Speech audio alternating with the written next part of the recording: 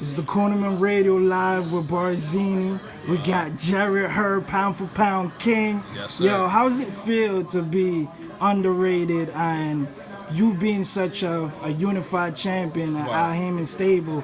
Do you get in the proper respect and what you deserve in the ring and the credit?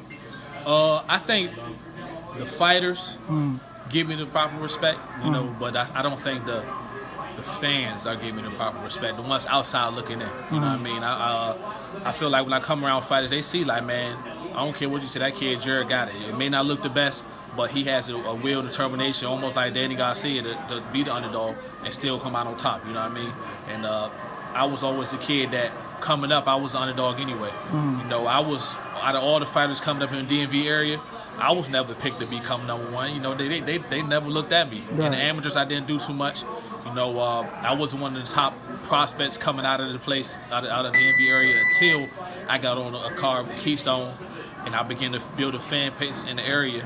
And they loved my fights. I was so excited. I was getting knockouts. I started headlining around here. Then I started fighting out of town and I started picking up fans. But I still was never looked at as that's going to be the next world champion. I just was a sighter fighter. And they saw a lot of flaws in me. But what people don't understand, too, is that the flaws I have, they're awkward flaws, and they're hard to train for. It's almost like Deontay Wilder.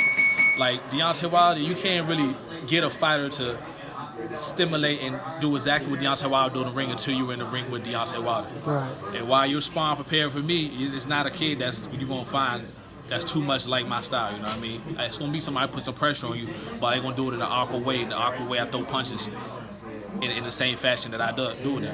And, you know, it looked a little easier on the outside, man. Once you get there, you see it's a whole different ballgame. Right.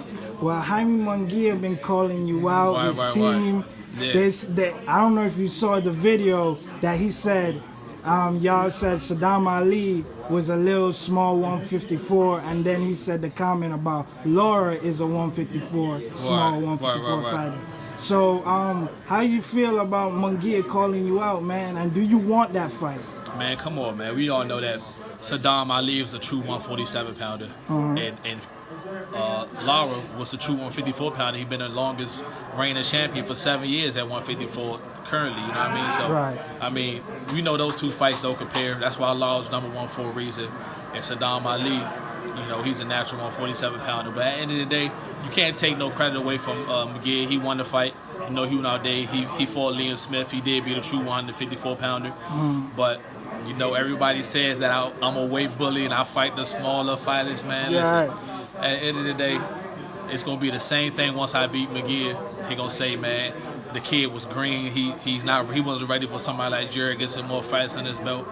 It's always gonna be something. So at the end of the day, I don't really pay attention to it because when the time comes to fight, I already know I'm gonna come out on top. Right. Well, I really like Munguia and you, man, because I think that's gonna be fight of the year candidate. Oh, yeah. It's gonna be a war. I was telling Ernesto, man, Cinco de Mayo or June, like, man, those would be beautiful at the Staples Center, the StubHub. Right. That would be beautiful for y'all to unify, man. Yeah, man.